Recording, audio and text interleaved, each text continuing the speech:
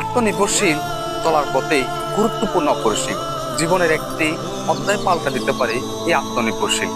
পরনির্ভরশীল ব্যক্তি খানিকের জন্য সফল হলেও সময়টা বেশি দিন থাকে না। এরকম একটি পারিপার্শ্বিক উদাহরণ হচ্ছে এই পেঁপে গাছটি। দেখেন, এই পেঁপে গাছটি কত সুন্দর করে উঠছিল।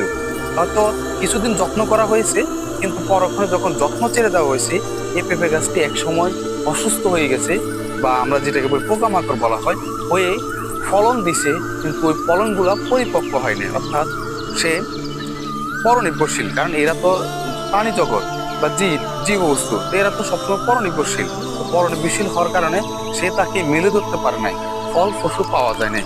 সুতরাং আমি বলতে যে জিনিসটা চাচ্ছি, আপনি পরনির্ভরশীল হলে আপনি সবসময় ভালো করতে পারবেন না। তাই চেষ্টা করুন জীবনে আত্মনির্ভরশীল হওয়ার জন্য। আত্মনির্ভরশীল হলে জীবনে কিছু করতে পারবেন। ধন্যবাদ।